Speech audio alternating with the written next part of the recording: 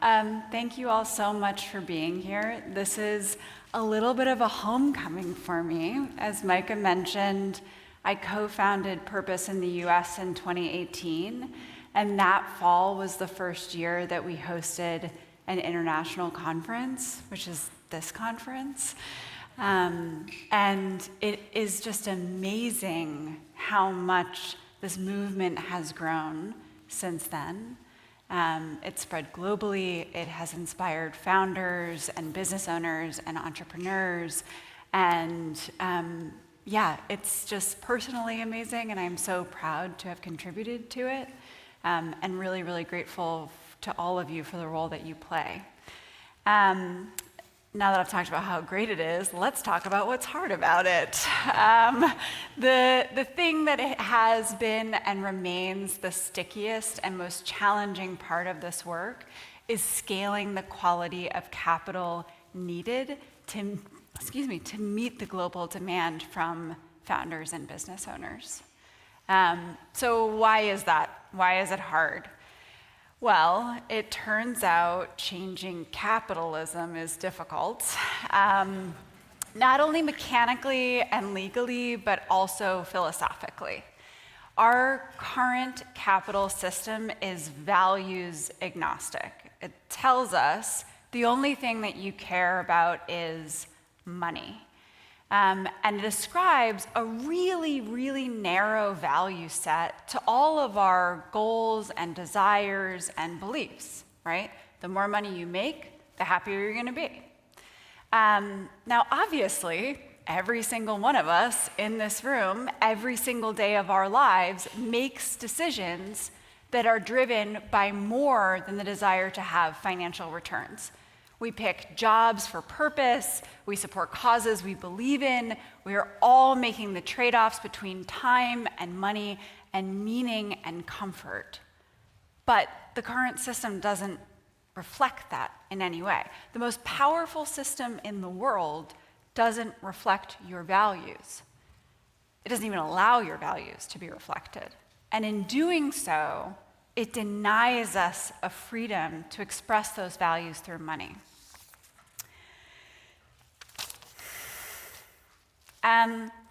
Okay, so I've spent 8 years trying to figure this out, first from the perspective of purpose and how do we build corporations that are more reflective of our values, and now I'm working at it from the angle of asset holders. The question that really drives me at the moment is how do we best leverage private power to benefit the public good? We live in historically unprecedented times of wealth and power concentration, and the pathways available to people who have enormous amounts of value, of assets, of power, they don't allow them to reflect their values. I'm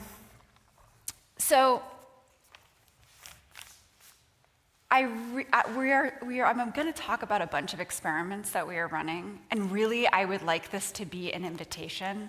I don't have all the answers to this, none of us do, but what I have come to believe in this is that, look, we know how to do individual investments into companies. Many companies that are structured in steward-owned ways with aligned financing are present in this room. Achim's going to get on stage after me. He's going to talk about what aligned financing means. What we need are experiments for scaling capital. We need more experimentation into individual deals, but we need experiments into how do we scale capital aggregators, and how do we build networks of investors who are really aligned with this vision of the future and desire to express their values and how they move their money. What I would like to see, if I had a paintbrush and could paint what happens next on this journey, is that we figure out what the financial technologies are that are necessary to allow pluralistic value expressions to exist in financial products. And that's what I'm working on. I really wish I did speaker cards now. I would like everyone to know that. So steward ownership has obviously been critical to my thinking. It demonstrates what it looks like to leave financial value on the table and allow it to be reinvested in what Colin talked about as a corporate purpose that generates real value in the world. And that, for me, is the DNA of the experiments that I am now trying to run. So how are we experimenting? Basically, we're developing a set of different kind of investment structures, all of which allow companies at various stages to retain value inside of their companies, investors take a cap return, and redirect that value towards whatever the core expertise of the company is. This is obviously different from impact investing. Impact investing says we really care about the what of the company. We care about clean energy, we care about affordable housing, we care about social services. I care less about the what of the company. I think every business in this room has the capacity to drive public good, and how to make that possible really comes down to the how of investments, the how of financing, and the how of governance.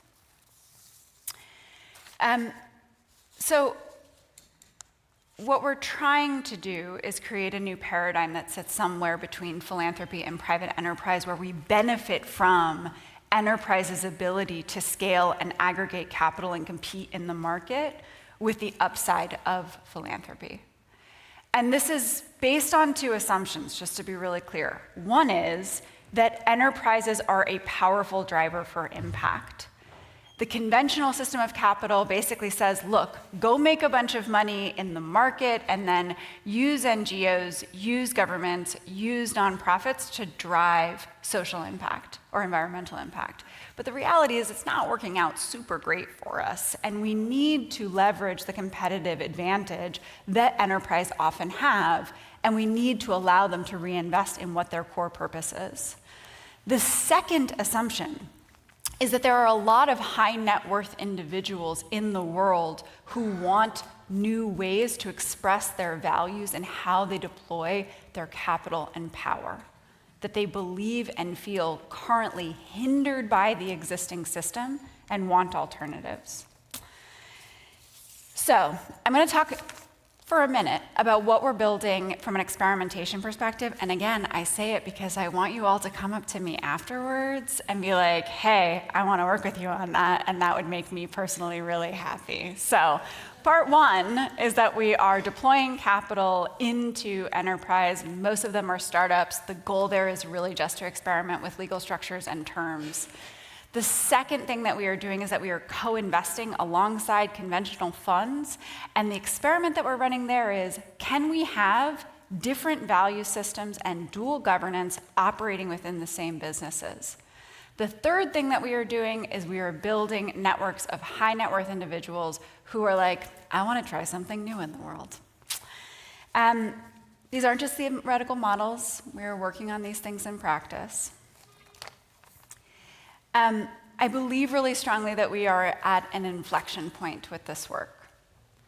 The steward ownership movement, the fact that 7 years later we're here, the room is bigger, it really feels more cozy and like knit together than it did 7 years ago, is evidence that the demand is there. And so it's about ownership, and it's about like, can we create new capital frameworks to allow resources to flow and meet that demand going forward?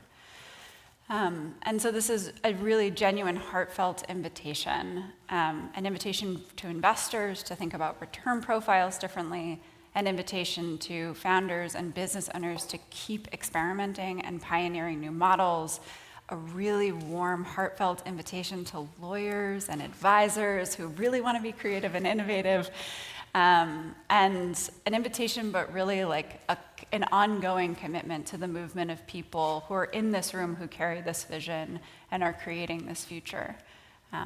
Thank you so, so much.